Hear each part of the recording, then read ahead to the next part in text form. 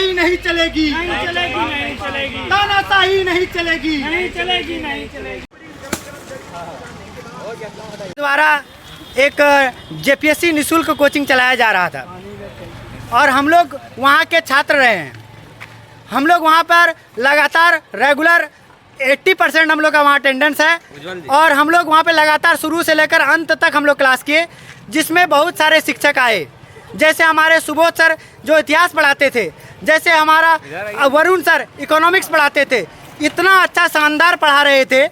उनके बाद एक आते हैं आपका धीरज सर, जो सिर्फ और सिर्फ आधा घंटा अगर मुश्किल से वो पढ़ाते हैं और बाद बाकी जितना भी 2.5 घंटा वो इधर उधर के गप, हमारे ज़िंदगी में क्या होता था, हमें मेरा किससे बात होता था, ये सब अनर्गल बात जो है क्लास के अंदर रखी जाती थी। इसका शिकायत हम लोग ने कई बार आवेदन के माध्यम से हम लोग जिला प्रशासन को भी लिखने का काम किया, लेकिन सुब्रा रंजन के प्रोजेक्ट हेड साकेत सौरभ के द्वारा बार बार इस आवेदन को हम लोगों का आवेदन को दबाने का कार्य किया गया।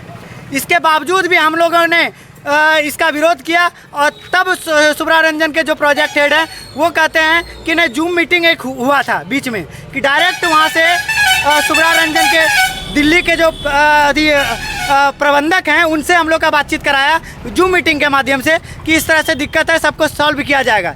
फिर हम लोग का वहाँ बात को दाब दिया गया। वो कैमरा जो कार्यालय में लगे, जो सुब्रा रंजन का जो कार्यालय में लगा जो कैमरा है उसमें सारा चीज़ रिकॉर्ड है। और यहाँ पे बहुत बड़ा बात यह है कि जब डीसी सर निरीक्षण करने के लिए जब सुब्रा रंजन संस्था पहुँचे तो बहुत सारे चीज़ों पर डीसी सर के द्वारा फटकार लगाया गया कि जबकि वहाँ पर 200 स्टूडेंट का उपस्थिति पे यहाँ पे पढ़ाई करना था, लेकिन वहाँ पे मात्र और मात्र 60 स्टूडेंट वहाँ पे डीसी सर के निरीक्षण के दौरान पाया गया। इसके लिए फटकार लगाया गया कि जब आप लोगों को यहाँ पे 200 रुपया 200 विद्यार्थी का जब यहाँ पे आप लोगों को पेमेंट किया जाता है तो यहाँ 60 स्टूडेंट क्यों है।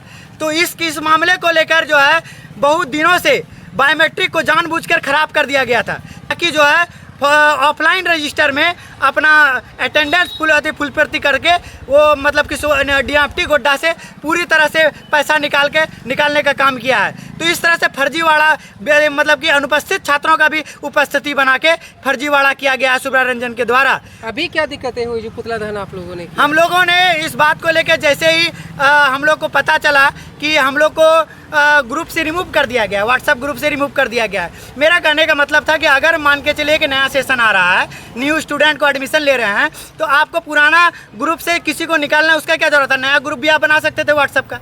जब आप नया सेशन चालू कर रहे हैं तो नया ग्रुप भी बन सकता था, लेकिन उनका छोटा मानसिकता यहाँ पे नज़र आ रहा है कि किस तरह से ग्रुप से स्टूडेंट को बाहर निकाला जा रहा है, पुराना स्टूडेंट को।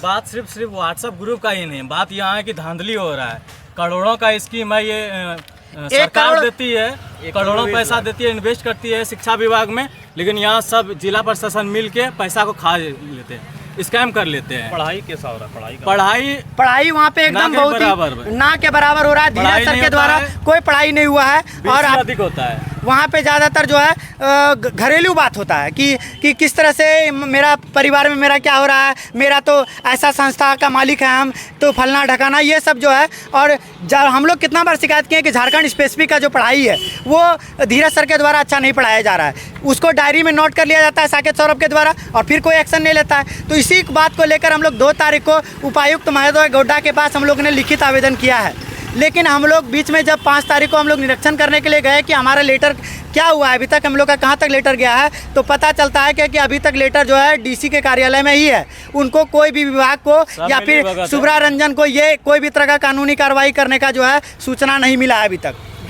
सुनिए एक बात कहना, जब हम लोग उपायुक्त को आवेदन दिए तो उपायुक्त को आवेदन देने के बाद हमको कल फ़ोन आता है नगर थाना से कि आपका जो है कंप्लेन है। तो मैंने गया नगर थाना, तो नगर थाना में पता किया तो वहाँ पे सत्येंद्र तिवारी सर बोले कि आप जेपीएससी का क्लास करते हैं। तो बोला मैंने हाँ क्लास तो करता हूँ। तो बोला आप लोग जेपीएससी के खिलाफ़ क्या क्या षड्यंत्र रच रहे हैं, सो आप लोग के खिलाफ़ कार्रवाई हो सकती है, इसलिए आप लोग जेपीएससी कोचिंग के खिलाफ़ कुछ भी ऐसा मत कीजिए। तो हम लोग बोले सर जो भी करेंगे हम लोग संवैधानिक तरीके से करेंगे, क्योंकि इससे पहले भी हम लोग पूर्व में कई बार जो है आवेदन भी लिखा है, जिसके लिए प्रबंधक को बताया है और प्रबंधक अपने ही पास बात करके जिला प्रशासन नहीं पहुंचाया है। जब हम लोग जिला प्रशासन तक बात अब के द्वारा गया कि आप लोग के खिलाफ कार्रवाई किया जाएगा।